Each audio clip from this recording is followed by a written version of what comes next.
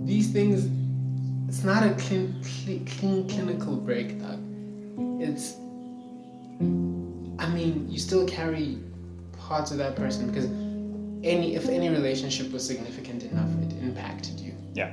And changed who you are, or influenced who you are currently, right? Yeah. If it was significantly deep enough, at least, then it impacted you. How then do you move on when the you were before is not the same you? It's literally changed you. Literally, like, you kind of have to reinvent yourself now. Yeah. But even with the process of reinvention,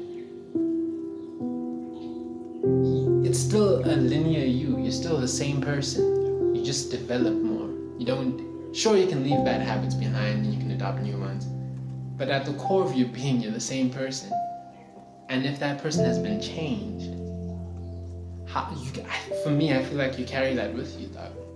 Every day, my heart gets dressed in a black suit. 'Cause every single day, there's a funeral inside my soul. Which is why I'm not sure if these words are stanzas of a poem or paragraphs of an obituary, blurring the line between art and eulogy. Either way, I lost someone, and I just had to write about her. This is a deathly piece about a living lady who now rests in peace because she's no longer next to me. So I'm saying RIP to my ex. She's buried deep in my chest. I still weep and regret whenever I take a seat and reflect. We broke up years ago, but every morning I'm still mourning. Yeah, I'd be lying if I said I've moved on. Got more sad music than hyped groove songs. My playlist plays somber beats and words. Just shows I still remember you, Beatenberg. Unforgettable memories make past days a curse to me. Javon ain't the only one with a heartbreak anniversary. At this point, I might as well stand outside your window with a speaker over my head. And speaking of music, remember how we listened to songs in campus tut rooms. I remember how you danced to some tunes. I remember how I'd stand and hug you. I remember how I'd grab and touch you. I remember songs you choose. Now you'll bond with new dudes. Deeply fond of you, boo. You are gone too soon. A while ago at Yamampela, I had ice cream with a homie named OT, and he told me that he sometimes daydreams about a former lover. I told him I do too. Daydreaming about a love that ended as a nightmare. So here's to the myth that moving on happens faster than Elaine Thompson-Herah at the 2020 Olympics, or faster than the famous Flo Jo. My moving on tends to go slow. I use a Google Notepad instead of a GoPro because I'd rather write to record the scenes in my own soul. To say I've moved on wouldn't be a truthful statement. Resaved your number just to view your status. And it's not easy to express these emotions. I could attempt to write, go off, and tell, but I couldn't capture these feelings on Microsoft Excel. No words on a Word document typed hold all been felt, and pictures on PowerPoint slideshows flop as well. But in my hands I hold out hopes of harmonization between us. But it's foolish to fiddle with the fistful of fairy tales.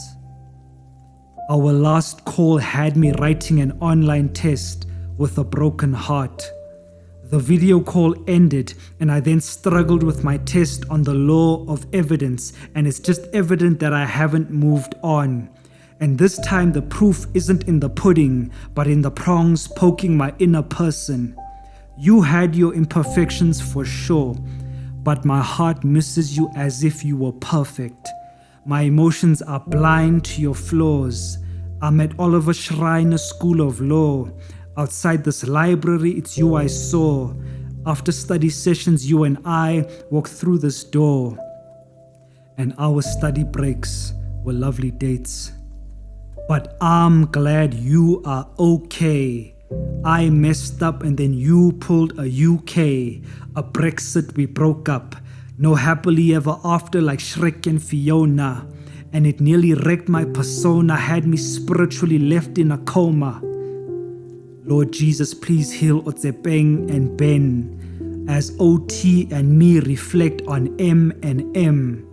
Heartbreak has made us like M and M. I mean men with pens, deleting tens of friends who we thought might become next of kin. It's the myth of moving on. Each day I cry as I carry your cute corpse in the coffin contained in my chest.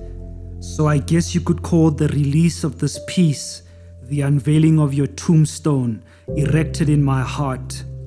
So when I talk to God, my prayers are pleas for pallbearers who will carry the memory of you to your final resting place so that my aching heart can finally rest.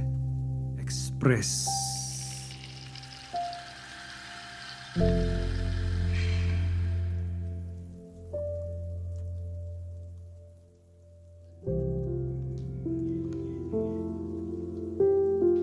I was thinking about my parents actually. Yeah.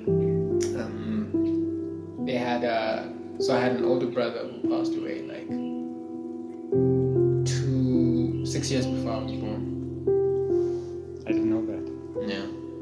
I had an older brother who passed away like 6 or 8 years before I was born. Timeline's a tad bit messy. But yeah, no, he was born in 90. He was born in 90, died in 92.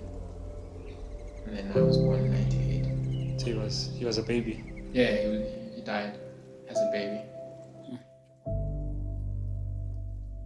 Cool. So my parents, they're fine. I mean,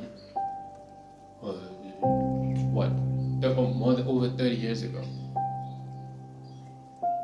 But whenever they speak about him as a little kid, I mean, we have a photo wall at my place, and this photo is the center.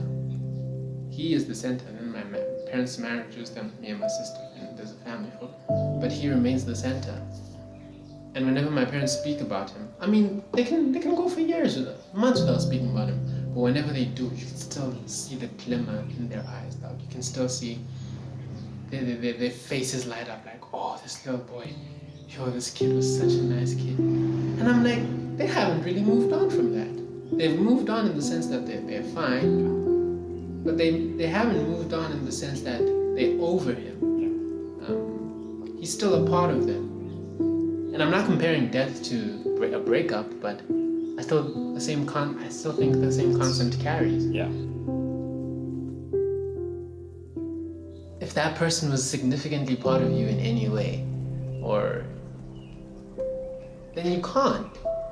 They remain a part of you. So how do you move on when you've got a limb that's been amputated? It's like you don't just move on when your leg has been chopped off. It's like fine, you can adapt well. But it's like every time you look down, you're missing a leg. Exactly. And that's exactly the kind of concept I had in mind. So